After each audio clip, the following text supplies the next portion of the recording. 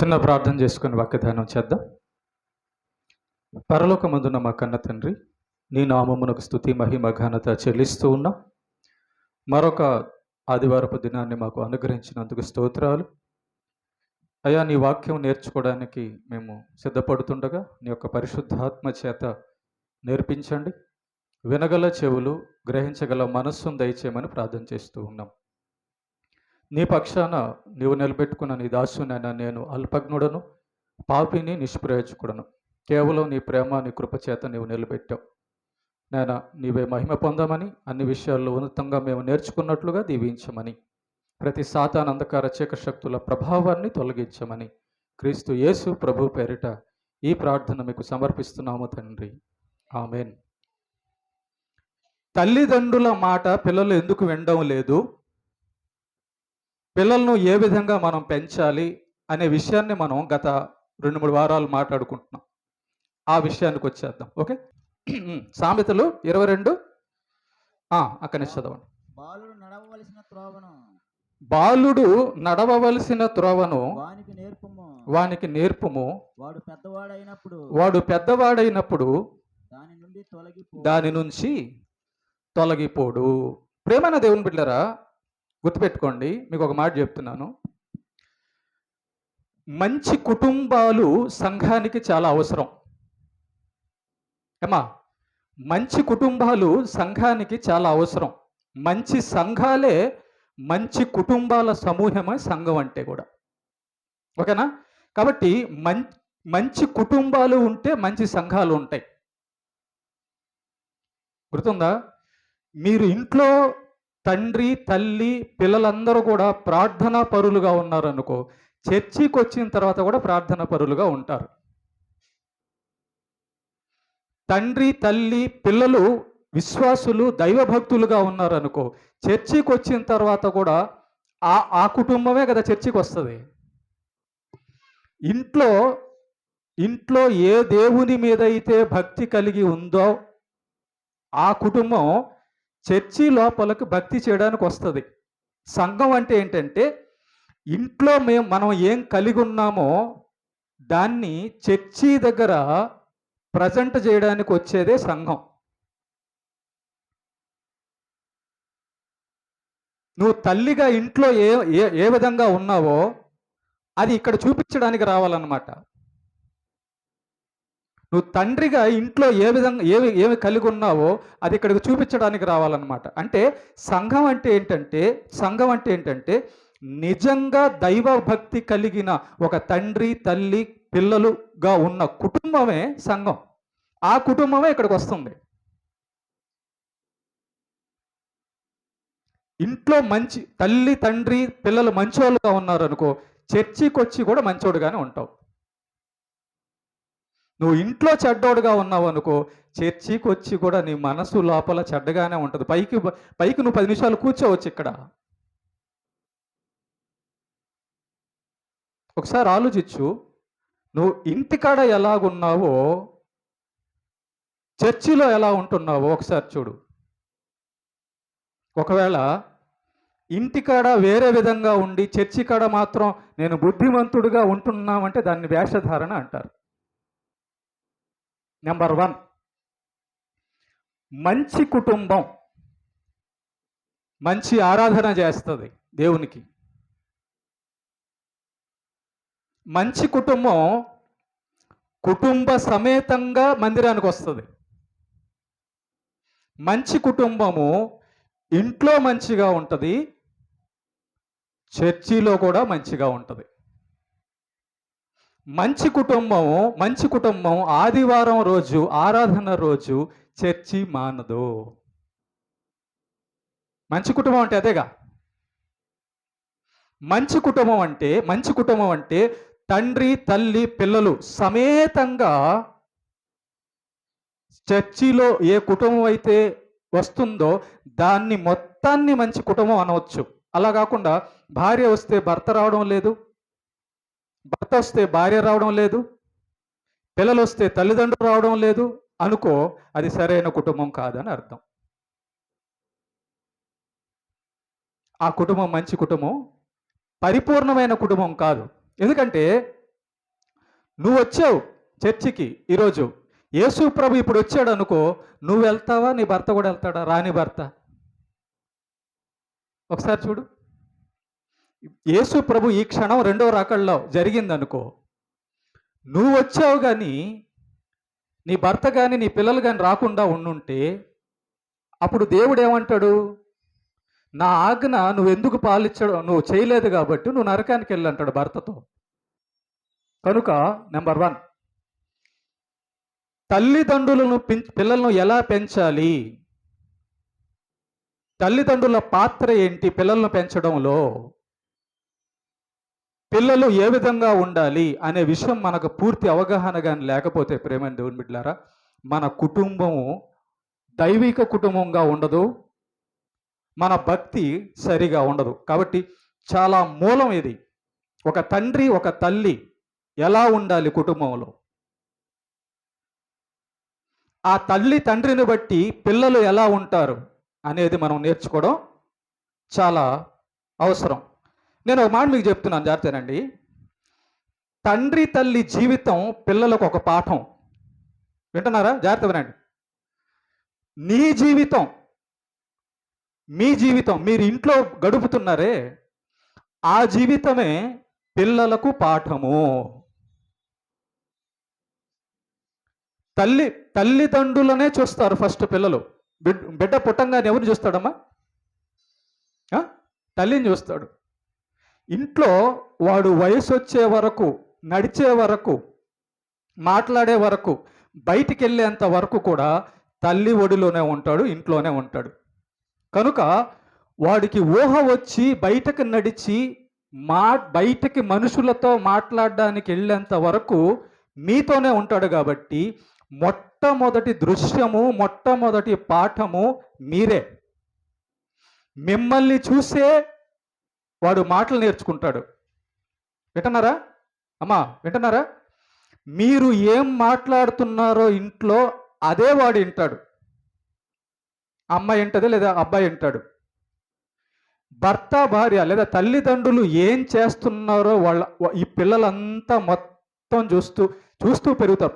పాలు తాగేటప్పుడు నా బిడ్డకి ఏం తెలియలేదు అని అనుకుంటున్నావు ఏంటి? వాడికి చెవులు లేవా?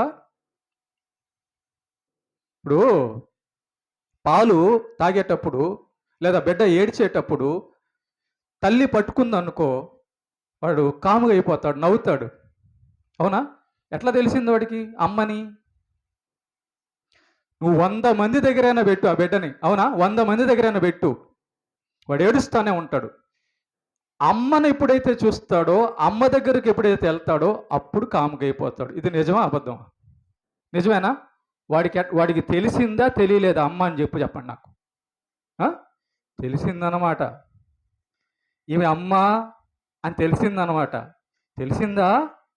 మరి అమ్మ అని తెలిస్తే అమ్మ మాట్లాడే మాట, అమ్మ చేసే పనులు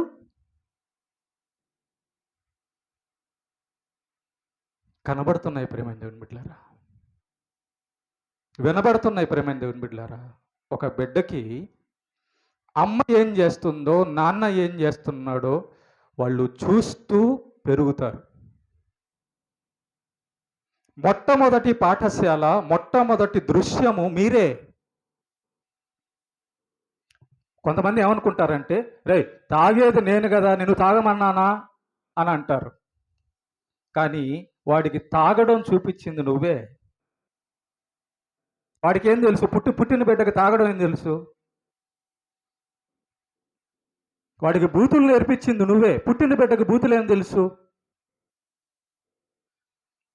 కనుక చూడండి, మన బిడ్డల భవిష్యత్తు తప్పుగా మారాలన్నా, మంచిగా మారాలన్నా దానికి మొట్టమొదటి కారణము తల్లిదండ్రులే. తల్లిదండ్రులు ఉన్నదాన్ని బట్టి, తల్లిదండ్రులు బతుకుతున్న దాన్ని బట్టే పిల్లలు ఎదుగుతారు. తల్లిదండ్రులు ఉండేదాన్ని బట్టే పిల్లల మనస్తత్వాలు ఉంటాయి. ఓకే? కనుక మొట్టమొదటి పాఠము తల్లిదండ్రులు. ఓకే?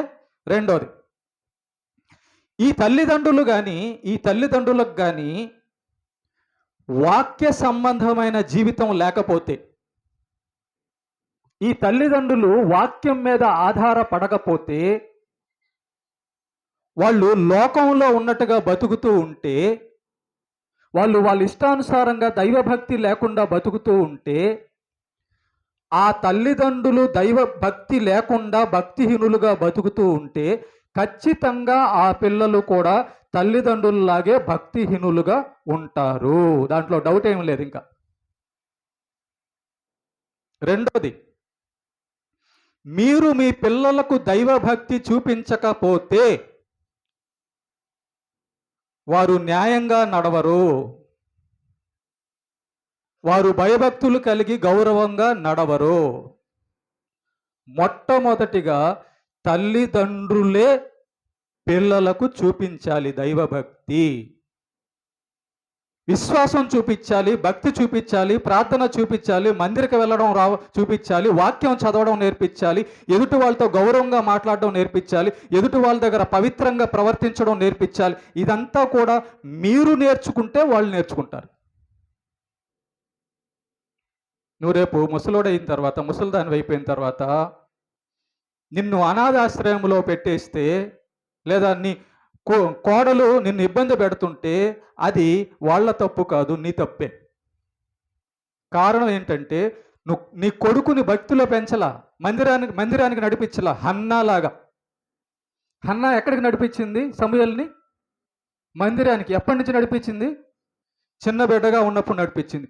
కనుక సమూయేలు ప్రవక్త అయ్యాడు, పాస్టర్ అయ్యాడు, సేవకుడు అయ్యాడు, దైవభక్తుడు అయ్యాడు. ఓకే. మొట్టమొదటిది తల్లిదండ్రులు పిల్లలకు పాఠం. రెండోది తల్లిదండ్రుల భక్తి పిల్లలకు వస్తుంది. తల్లిదండ్రుల భక్తి పిల్లలకు వస్తుంది. కనుక జాగ్రత్తగా వినండి. ఎంత ప్రమాదం ఉందో చూడండి. అసలు ఇలా ఆలోచించారో లేదో చూడండి. ఇన్ని విషయాలు మీరు గమనించారో లేదో చూడండి ఒకసారి. సపోజ్ పిల్లలు పుట్టలేదు, భార్యాభర్తల గురించే మాట్లాడదాం, తర్వాత ఇంకొక స్టెప్కి వెళ్తాను. నీ భార్య దగ్గర నువ్వు భక్తిగా లేకపోతే, నీ భార్య దగ్గర నువ్వు విశ్వాసిగా లేకపోతే నీ భార్య ఎలా తయారవుతుంది? ఒకసారి ఆలోచించు. నీ భార్య విశ్వాసిగా దైవభక్తురాలుగా లేకపోతే నీ భర్త ఎలా తయారవుతాడు? మనం ఏం చేస్తుంటాం అంటే, నీది తప్పు అంటే నాది తప్పు, నీది తప్పు అంటే నాది తప్పు అంటుంటాం. కానీ తప్పు ఎక్కడ జరిగింది, మూలం ఎక్కడుందో దాన్ని పట్టుకోమా. ఒకసారి ఆలోచించండి. నువ్వు ప్రార్థన చేస్తూ నీతిగా బతుకుతూ ఉంటే ఎన్ని రోజులు కొడతాడండి నీ భర్త నిన్ను? నువ్వు మంచిదానివిగా ఉంటే, నీతి కలిగిన ప్రవర్తన ఉంటే ఎన్ని రోజులు నీ కొడుకు నిన్ను కొడతాడో, ఎన్ని రోజులు నీ కూతురు నిన్ను కొట్టిద్ది? నీ ప్రవర్తన, మంచి ప్రవర్తన చూసి ఆమెలో ఒక రోజైనా మార్పు వచ్చేస్తా. అసలు కాముగా అయిపోద్ది, కొట్టి కొట్టి తిట్టి తిట్టి కాముగా అయిపోద్ది. ఎందుకంటే నీ ప్రవర్తనే దానికి కారణం. నువ్వు కొడుకుకి మంచి ప్రవర్తన, కూతురికి మంచి ప్రవర్తన చూపిస్తున్నావు అనుకో, నీలో ఏంటి మా అమ్మ ఇలాగ మారిపోయింది. నేను అప్పుడప్పుడు గుర్తుపెట్టుకోండి, నిజాలు మాట్లాడుతున్నాను.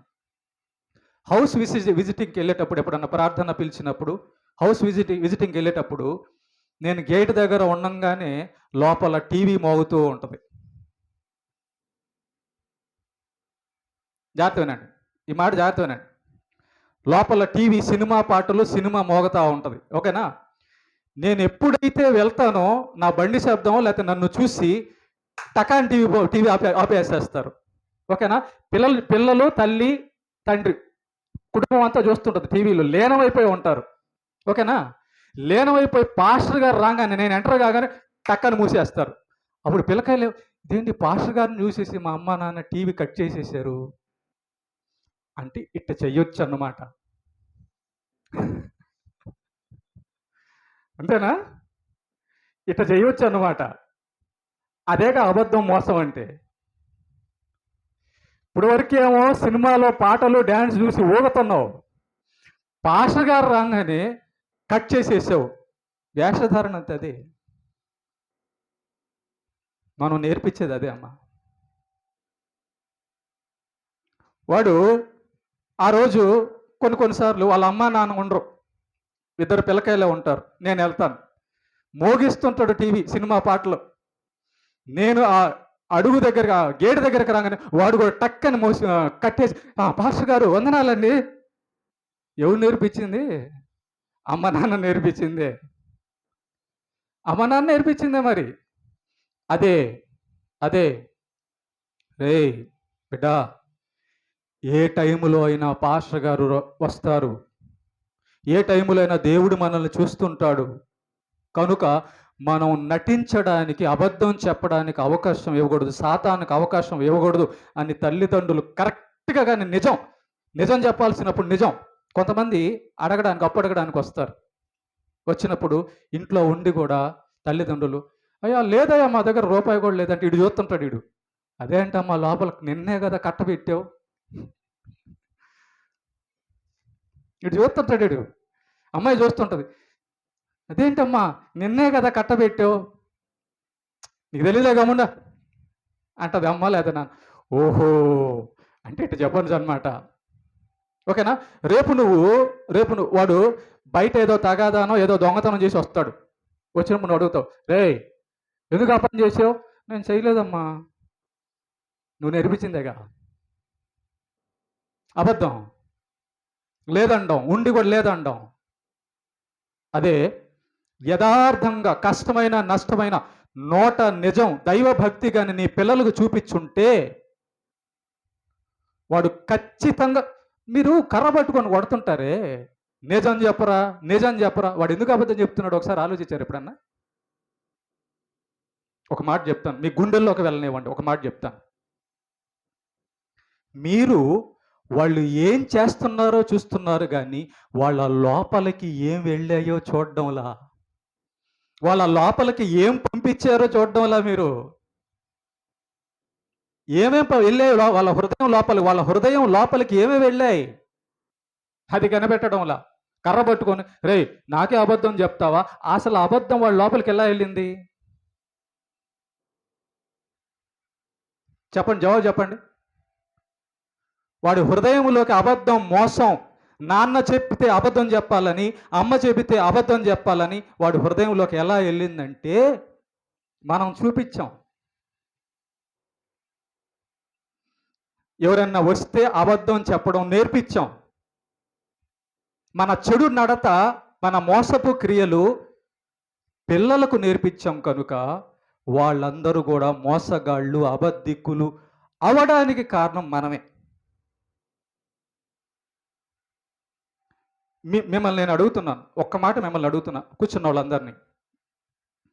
నా పిల్లల ముందు ఇంతవరకు నేను టీవీ చూడలేదండి, నా పిల్లల ముందు ఇంతవరకు నేను అబద్ధాలు ఆడలేదండి అన్నోళ్ళు చేతులు ఎత్తండి. అయిపోయా. ఇంకేంది, ఇంకా మీరే నేర్పించి నా పిల్లోడు బాగుండాలా, మా అమ్మాయి బాగుండాలంటే ఏడు నుంచి వస్తారు వాళ్ళకి బాగు. ఇంకా చూసారా సమస్య ఎక్కడ మొదలైందో?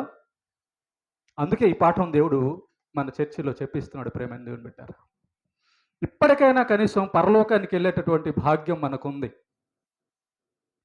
ఈ రోజుకైనా నీ బిడ్డలను, నీ భర్తను, ఇందాక కొంతమంది అన్నారు, నేను అడిగితే అన్నారంటే మా కుటుంబం అంతా పరలోకంకి వెళ్ళాలి. మీ కుటుంబం అంతా పరలోకానికి వెళ్ళాలంటే ముందు నీవు నీతిమంతురాలుగా, నీతిమంతుడుగా చూపించు. మరి అప్పుడు నిన్ను చూస్తుంది మీ కుటుంబం. అప్పుడు నీలో మార్పుని నీ భర్త, నీ భార్య, నీ పిల్లలు చూస్తారు. అమ్మో, అంతకుముందు మా అమ్మ టీవీలు చూసేది, అంతకుముందు మా నాన్న టీవీలు చూసేది, అంతకుముందు మా నాన్న చర్చికి కొట్టేవాడు, ఇప్పుడు మా నాన్న చర్చికి వెళ్తున్నాడు, ఇప్పుడు బాగా ప్రార్థన చేస్తున్నాడు, ఇప్పుడు నిజాలే చెప్తున్నాడు మా నాన్న, ఎవరు వచ్చినా కూడా నిజమే చెప్తున్నాడు, కష్టమైన నష్టమైన అని గుర్తించి మారుతారు.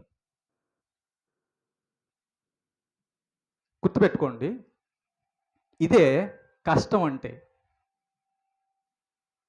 పరలోకం వెళ్ళడానికి కష్టపడాలి, అన్నం కావడానికి కష్టపడాలని చెప్పానే. నువ్వు నీతిగా బతకడానికి కష్టపడాలి. కష్టపడితేనే ఆ నీతి వస్తుంది. ఎలా వస్తుంది నీతి కష్టపడకుండా? కష్టపడడం అంటే చెప్తాను. మందు తాగుతున్నావు, అది మానాలంటే నీకు కష్టమే, కానీ ఆ కష్టం అనుభవిస్తేనే నీకు మంచి జీవితం, నీ బిడ్డలకు మంచి జీవితం. నీలో భక్తిహీనత ఉంది, ఆ భక్తిహీనత తొలగించి సినిమాలకు వెళ్ళడం, లోకంలో అబద్ధాలు మాట్లాడడం, బూతులు మాట్లాడడం, ఇదంతా మానేయడం కష్టమే. కానీ ఆ కష్టం పడి నీతిగా బతికితే, కష్టపడితే ఒక మంచి జీవితం నీకు ఏర్పడుతుంది, నీ కుటుంబానికి కూడా ఏర్పడుతుంది. ఇదంతా కావాలంటే ఏం చేయాలా? కష్టపడాల. నీతి కొరకు కష్టం. కనుక మూడవది, నువ్వు కష్టపడితేనే దైవభక్తురాలుగా, దైవభక్తుడుగా నిన్ను నువ్వు నిలబెట్టుకోవడం, చూపించుకోవడానికి ఆ కష్టం అనుభవించి, కష్టం చూపిస్తేనే, కష్టం పెడితేనే, నువ్వు అలా మారితేనే, ముందు నువ్వు మారితేనే నీ బిడ్డలు కూడా మారుతారు.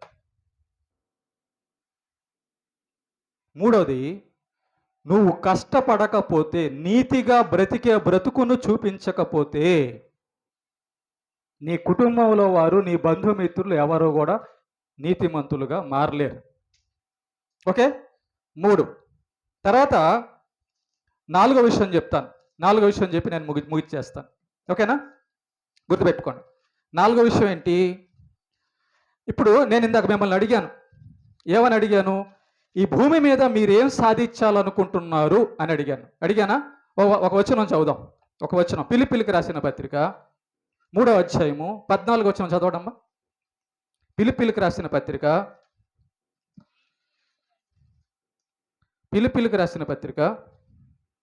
3వ అధ్యాయము 14వ వచనం. క్రీస్తు యేసునందు దేవుని ఉన్నతమైన పిలుపునకు కలుగు బహుమానమును పొందవలెనని గురి వద్దకే పరిగెట్టుచున్నాను. చాలు. ఇక్కడ గమనిస్తే మనం 14లో పౌలు గారు అంటున్నారు, క్రీస్తు యేసునందు దేవుని ఉన్నత పిలుపునకు కలుగు బహుమానమును పొందవలనని గురి వద్దకే పరిగెత్తుచున్నాను. ఎక్కడికి పరిగెడుతున్నాడంట? గురి అంటే ఏంటి? జాగ్రత్తగా ఉన్నాను. లాస్ట్ పాయింట్ చెప్పేసి నేను ముగిచ్చేస్తాను. గురి అంటే ఏంటి ఏమ్మా? గురి అంటే ఏంటి? గురి అని దేన్ని అంటారు? లక్ష్యం. మనం ఇందాక నేను మిమ్మల్ని అడిగిన క్వశ్చన్ అదే. ఈ భూమి మీద మీరు ఏం సాధించాలనుకుంటున్నారు అని అడిగా. అవునా? ఏం సాధించాలనుకుంటున్నారంటే ఫలాన్ని నేను సాధించాలనుకుంటున్నాను అనే గురి అన్నమాట, లక్ష్యం. ఓకేనా? పౌలు గారి లక్ష్యం ఏంటంట అంటే, పౌలు గారు ఏం చెప్తున్నారు? పౌలు గారి గురి ఏంటంట? 14వ వచనంలో, క్రీస్తు యేసునందు దేవుని ఉన్నత పిలుపునకు కలుగు బహుమానము పొందవలనని గురి వద్దకే పరిగెడుచున్నానని పౌలు గారు అంటున్నాడు. పౌలు గారితో యేసు ప్రభు చెప్పాడు. ఏమని చెప్పాడంటే, అయ్యా పౌలు గారు, నీ యొక్క పాపాలను బట్టి నువ్వు నరకానికి వెళ్తావు కాబట్టి నీ పాపాలను తీసేయడానికి నేను ఆ కలవరి శిలువలో రక్తం కార్చాను. కనుక నీ పాపాలకు నా రక్తం వలన క్షమాపణ ఉంది. అయితే నువ్వు క్షమాపణ పొంది నేను చెప్పినట్టుగా నీతిగా బతికితే మరణము, రోగాలు, బాధలు లేని ఆ పరలోకాన్ని నీకు ఇస్తాను అని యేసు ప్రభు పౌలు గారికి పరలోకాన్ని పరిచయం చేశాడు. వింటున్నారా? యేసు ప్రభు పౌలు గారికి ఏం పరిచయం చేశాడు? పరలోకానికి పరిచయం చేశాడు. ఇప్పుడు పౌలు గారి యొక్క గురి యేసు ఉన్నటువంటి పరలోకంలో ఉన్నటువంటి యేసు వద్దకు వెళ్ళిపోవడం. ఓకే, జాతవనండి. పరిగెత్తుచున్నాను అన్నాడు. పరుగు పందాలు పెడతారే, అప్పుడప్పుడు పరుగుల పందాలు పెడతారు కదా. పరుగు పందాలు పెట్టినప్పుడు స్టార్టింగ్లో కొంతమంది పరిగెత్తడానికి నించుంటారు. అవునా? స్టార్టింగ్లో నించుంటారు. ఓకేనా? చేరాల్సిన గమ్యం, చేరాల్సిన లక్ష్యం అంత దూరంలో ఉంటుంది. ఒక తాడు లేకపోతే ఏదో గీత ఒకటి ఉంటుంది. అవునా? జాగ్రత్తనండి. ఇప్పుడు పరిగెత్తేవాడు ఎక్కడికి చేరాలి? అందరికంటే ముందు ఫస్ట్ ప్రైజ్ రావాలంటే లైన్ దగ్గరికి, గురి వద్దకు చేరాలి. ఓకేనా? ఇప్పుడు ఆ గురి వద్దకు పరిగెత్తేవాడు తలకాయ వెనక్కి తిప్పి పరిగెత్తాడా? సరే. ఆ గురి వద్దకు పరిగెత్తేవాడు కుడివైపు చూస్తూ పరిగెత్తాడా? అట్లా కూడా పరిగెత్తాడా? సరే. ఆ గురి వద్దకు పరిగెత్తేవాడు ఎడం పక్కన చూసి పరిగెత్తాడా? అట్లా కూడా పరిగెత్తాడా? ఏమైద్ది? వెనక్కు చూసి పరిగెడితే ముందు పడతాడు, అక్కడ పోడు. అర్థమవుతుందా? పక్కకు చూసి పరిగెత్తినా పడతాడు, ఇటు పక్క చూసిన పరిగెత్తినా కింద పడతాడు, గురి వద్దకు పోడు. ఓకేనా? గురి వద్దకు పోవాలంటే ఆ గురినే చూస్తుండాలి. అంతేనా? ఓకేనా?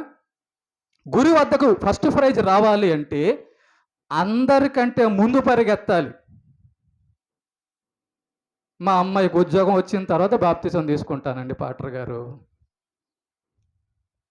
ఆహా, అవునా? చూడు, ఒకసారి ఆలోచించండి. కనుక ప్రేమైన దేవుని బిడ్డలారా, తల్లిదండ్రులు ఒక లక్ష్యం, గురి అనేది లేకపోతే తల్లిదండ్రులు ఆ గురి వద్దకు చేరలేరు. ఓకే? తల్లిదండ్రులు ఒక లక్ష్యంతో పిల్లల్ని పెంచాలండి. ఏ లక్ష్యంతో పిల్లల్ని పెంచాలి చెప్పండి? కొంతమంది ఏం చేస్తారంటే, తల్లిదండ్రుల తప్పు చెప్తున్నాను జాగ్రత్తగానండి, ఎక్కడ దెబ్బతింటున్నారో తల్లిదండ్రులు పిల్లలు చెప్తున్నాను జాగ్రత్తగానండి. పిల్లల్ని పెంచడంలో తల్లిదండ్రులకు ఒక లక్ష్యం ఉండాలి. ఏం లక్ష్యం? మా అమ్మాయి డాక్టర్ అవ్వాలి, మా వాడు కలెక్టర్ అవ్వాలి, మా మా అమ్మాయి లాయర్ అవ్వాలి, మా వాడు ఇంజనీర్ అవ్వాలి. ఇదేనా? నాకు చెప్పండి. ఈ ఇంజనీరు, ఈ డాక్టరు పూర్తవడానికి ఎన్ని సంవత్సరాలు పడుతుంది? వాడు డాక్టర్ కోసం వైపు వెళ్తుంటాడా, లేకపోతే పరలోకం వైపు వెళ్తుంటాడా? ఎటు వెళ్తారు? ఎటు పంపిస్తున్నారు మీరు? చదవాలండి, చదవాలి, ఉద్యోగాలు చేయాలి, కుటుంబాలు మంచిగా పోషించుకోవాలి. అట్టని చెప్పి రోడ్డు మీద అడుక్కొని తినమని చెప్పడం వల్ల అట్ట అర్థం చేసుకోబాకండి. మళ్ళా చదవాలి, బాగుండాలి. ఓకేనా? కానీ గురి అది పరలోకం. ఓకేనా? జాగ్రత్తగానే. ఇప్పుడు మన గురి కానీ పరలోకం వైపు ఉందనుకో, లక్ష్యం కానీ పరలోకం వైపు ఉందనుకో, తల్లిదండ్రుల యొక్క లక్ష్యం పరలోకం వైపు ఉంటే తల్లిదండ్రులు పిల్లలకి ఏం చెప్తారంటే, ఒరే నాన్న, అమ్మా, మనది పరలోకం రా, మన దేవుడు యేసయ్య, మనం ఈ లోకంలో కొద్ది కాలమే ఉంటాము. ఓకేనా? నీకు కూలి పనులు చేసుకున్నా, ఉద్యోగం వచ్చినా రాకపోయినా, నువ్వు ఎలా ఉన్నా పర్లేదురా, నువ్వు మాత్రం నీతిగా బతకాలి, దేవునికి మంచి సేవ చేయాలి, ఆయన నీ సృష్టికర్త అని తెలుసుకోవాలి అని చెప్పి మైండ్ లోపల, హృదయం లోపల వాడికి ఎక్కించామనుకో, హన్న సమూయేలుకి ఎక్కించినట్టుగా వాక్యాన్ని ఎక్కించామనుకో, అప్పుడు వాడు టార్గెట్ పెట్టుకుంటాడు. ఓహో, మా నాన్న చెప్పాడు, మా అమ్మ చెప్పింది ఏమని? నేను పరలోకం వెళ్ళాలంట, నేను బైబిల్ చదవాలంట, నేను పరిశుద్ధురాలుగా, పవిత్రురాలుగా, నీతిమంతుడుగా బతకాలంట, దేవుడి కోసం ప్రాణం పెట్టాలంట, సువార్త చేయాలంట అనే మాటలు చిన్నప్పటి నుంచి వాడికి నేర్పించారనుకోండి, అది మీ టార్గెట్ అనుకోండి, అప్పుడు వాడు ఎక్కడికి చేరతాడు? నీతిగా బతికితే పరలోకమే చేరతాడు. కానీ మనం ఏం చేస్తున్నామంటే, గుర్తుపెట్టుకోండి, మీరు డాక్టర్ చదివించవచ్చు, ఇంజనీర్ చదివించవచ్చు, కలెక్టర్ను చేయండి, పోలీసును చేయండి, ఏమన్నా చేయండి, కానీ అవన్నీ కూడా పరలోకానికి చేర్చవు. ఒకవేళ ఈ ఇంజనీరింగ్ అయిపోయే లోపల చనిపోతే, డాక్టర్ అయ్యే లోపల చనిపోతే, పోలీస్ అయ్యే లోపల చనిపోతే చావు రాదా? నాకు చెప్పండి. లేదండి, మేము గవర్నమెంట్ ఉద్యోగం వచ్చే వరకు మాకు చావు రాదంటే చెప్పలేము. కనుక మొట్టమొదటి లక్ష్యం, తల్లిదండ్రుల యొక్క లక్ష్యం ఏమై ఉండాలంటే, తాము పరలోకం మీద గురి పెట్టాలి. పరలోకం మీద గురి పెడితే పక్కకు చూడకూడదు మళ్ళా. అందుకే నేను ఇందాక చెప్పింది, మన గురి పరలోకం వైపు ఉందనుకో, మిగతా అన్నీ కూడా పెద్ద మనకు అనిపించవు. నేను అందుకే ఇందాక అన్నాను, పరిగెత్తేటప్పుడు పక్కన కూడా జనాలు ఉంటారు, పక్కన కూడా చెట్లు ఉంటాయి, కానీ వాటి వైపు చూడకూడదు. మన గురి అట్టే ఉండాలి. అప్పుడే మనం అనుకున్న దాని గోల్కి చేరగలం. దీంట్లో 4వ పాయింట్లో, తల్లిదండ్రులు బిడ్డలకు ఒక లక్ష్యాన్ని, ఒక గురిని ఏర్పాటు చేయడంలో ఫెయిల్ అవ్వకూడదు. ఫెయిల్ అవుతున్నారు చాలామంది అక్కడే. చదివించండి, మంచిగా ఉద్యోగాలు చేయించండి, కానీ అన్నిటికంటే ముందు, నిన్ను డాక్టర్గా చూడాలనుకుంటున్నా, నిన్ను ఇంజనీర్గా చూడాలనుకుంటున్నా, నిన్ను పోలీసుగా చూడాలనుకుంటున్నా, అయితే అన్నిటికంటే ముందు నిన్ను రోడ్డు మీద యేసు ప్రభు గురించి చెబుతుంటే నేను చూడాలనుకుంటున్నా అన్నవాళ్లే నిజమైన తల్లిదండ్రులు. ముందు దేనికి సిద్ధం చేస్తున్నారు చెప్పండి? ఇంజనీర్కి జీతం కొంత వస్తుంది, కలెక్టర్ ఒక జీతం వస్తుంది, జడ్జి కింద కొంత జీతం వస్తుంది. నీకు పరలోకం ఎవడు ఇస్తాడు? ధనవంతుడు నరకానికి వెళ్ళిపోయి గుండెలు బాదుకుంటున్నాడు, అయ్యా నన్ను ఈ నరకంలోంచి తప్పించని. గుర్తుపెట్టుకోండి, మీ కుటుంబాన్ని నరకం నుంచి తప్పించడానికి భూమి మీద ఉన్న బ్రతుకు కాలం ఒక్కటే ఉంది. ఒకే ఒక అవకాశం ఉంది, రెండో అవకాశం లేదు. కనుక మొట్టమొదటిది తల్లిదండ్రులైన మీరు ఒక గురి పెట్టుకోవాలి, పరలోకం వెళ్ళాలి అని. ఎలా వెళ్తారు పరలోకానికి? దేవునికి, క్రీస్తుకి సమాజంలో సాక్షులుగా ఉంటే అయితేనే పరలోకం వెళ్తారు. రెండోది, మీ పిల్లలు మీకు మంచి వాళ్ళుగా ఎప్పుడైతే మీరు యేసు ప్రభు గురించి మంచి మాటలు నేర్పించారనుకో, ప్రేమ మాటలు నేర్పించారనుకో, అప్పుడు మీ పిల్లలు మిమ్మల్ని ఎలా చూసుకుంటారు తెలుసా? ఎలా చూస్తారు? నా తండ్రి, నా తల్లి నాకు దేవుణ్ణి పరిచయం చేసింది. వాడిక చెడుదారంలోకి అదే మాట, వాడు పెద్దవాడైనప్పుడు అందులో నుంచి తొలగిపోడు. ఎందులో నుంచి? గురిలోంచి తొలగిపోడు. చదవండి ఆ మాట, ఇప్పుడు బాగా అర్థమవుతుంది. ఆ మాట చదవండి, ఇప్పుడు చదవండి. సామెతలు 22:6. మీరు మీ పిల్లలకు ఒక లక్ష్యం చూపించాలి, యేసు ప్రభువుని చూపించాలి, పరలోకాన్ని చూపించాలి, ఒక గురి చూపించాలి. మీరు పిల్లలు ఉన్న తల్లిదండ్రులారా మీకే చెబుతున్నాను, మీరు ఏం చేయాలంటే, ఇక్కడ ఏం చెప్తున్నాడు దేవుడు అంటే, బాలుడు నడవవలసిన త్రోవను వాడికి నేర్పించు. నడవలసిన త్రోవ అంటే పరలోకపు మార్గంలో వాడిని పెట్టు. పరలోకపు మార్గంలో పెడితే వాడు పెద్దవాడైనప్పుడు దాని నుండి తొలగిపోడు. అంటే సమూయేలు లాగా, హన్న సమూయేలు ఎలాగైతే చిన్న బిడ్డగా ఉన్నప్పుడు మొక్కగా ఉంచినప్పుడు దేవుని మార్గంలో, దేవుని పరలోకపు మార్గంలో, దైవభక్తిలో పెట్టేస్తే సమూయేలు పెద్దవాడైనప్పుడు తొలగిపోయాడండి. ఒక మంచి పాస్టర్ అయ్యాడు, దైవ సేవకుడు అయ్యాడు సమూయేలు. చూసారా, అనేక మందికి, దావీదుకి అభిషేకం ఇచ్చాడు ఎవరు? సమూయేలు. కాబట్టి మనం ఇక్కడ తెలుసుకుంటున్నది ఏంటంటే, నాలుగోగా, నీకు ఒక లక్ష్యం ఉండాలి, నీ పిల్లలకు ఒక లక్ష్యాన్ని చూపించాలి. నువ్వు రోడ్డు మీద యేసు ప్రభువు గురించి చెప్పాలి, అది నా లక్ష్యం. ఫస్ట్ లక్ష్యం. తర్వాత నువ్వు స్కూలు, తర్వాత నీ కాలేజు, తర్వాత నీ చదువు, తర్వాత నీ ఉద్యోగం, ఇదన్నీ తర్వాత కదా వచ్చేది. ముందు ఏం రావాలి? క్యారెక్టర్ రావాలి. స్కూల్కి వెళ్ళేసి టీచరు ఏది ఇద్దు అంటే ఫటాన్ చెమ్మ మీద కొట్టాడు అనుకో టీచర్ని, ఇదేందమ్మా పిల్లోని ఎట్ట పెంచావును అంటారు. అవునా కదా? తల్లిదండ్రులు మంచి దైవభక్తులుగా ఒక గురి కలిగి పిల్లలను కానీ పెంచుంటే వాళ్ళు ఎక్కడికి వెళ్తారు? నేరుగా దేవుని దగ్గరికి వెళ్తారు. ఇక పెద్దోళ్ళైనప్పుడు తొలగిపోరు దాంట్లో నుంచి. దేవుని యొక్క వాక్యం అదే చెప్తుంది. ఓకేనా? కనుక నేను ముగిచ్చేస్తున్నాను. గుర్తుపెట్టుకోండి, 4 విషయాలు మీకు నేను చెప్పాను. 4 విషయాలు చెప్పాను. ఏం విషయాలు చెప్పాను? 1, మీరే మొట్టమొదటి పాఠం మీ పిల్లలకు. మీరేం చూపిస్తున్నారు మీ పిల్లలకి? నీ అమ్మాయికి ఏం చూపిస్తున్నావు? నీ అబ్బాయికి ఏం చూపిస్తున్నావు? ఈ సమాజానికి ఏం చూస్తున్నారు నీలో నుండి? 1. రెండోది, తల్లిదండ్రులు భక్తిగా ఉంటేనే పిల్లలు కూడా భక్తిగా ఉంటారు. 3వది, వాక్యం ఆధారంగా పెంచాలి, బైబిల్ ఆధారంగా పెంచాలి, దేవుడు ఆధారంగా పెంచాలి. ఆదివారం చర్చి అంటే నువ్వు ₹1,00,00,000 వచ్చే పనైనా పక్కన పెట్టేసి మనం చర్చికి వెళ్ళాలి పద అనాలి. వాక్యాధారమైన, దేవుని ఆధారమైన జీవితం. 3. 4వది, గురి, లక్ష్యం చూపించాలి పిల్లలకి. మొట్టమొదటిగా ఏం లక్ష్యం చూపించాలి? నువ్వు ముందు క్రీస్తుకు సాక్షవు, నువ్వు ముందు పరలోకానికి సిద్ధపడేటట్టుగా రోడ్డు మీద నించొని క్రీస్తు గురించి సాక్ష్యం చెబితే తర్వాత నువ్వు ఉద్యోగానికి వెళ్ళు, స్కూల్కి వెళ్ళి ఏమన్నా చెప్పు, ఏమన్నా చెయ్యి అనేది. 4వదిగా లక్ష్యాన్ని, గురిని నిర్దేశించాలి తల్లిదండ్రులు పిల్లలకి. అప్పుడే ఆ కుటుంబం అంతా కూడా పరలోకానికి వెళ్తుంది.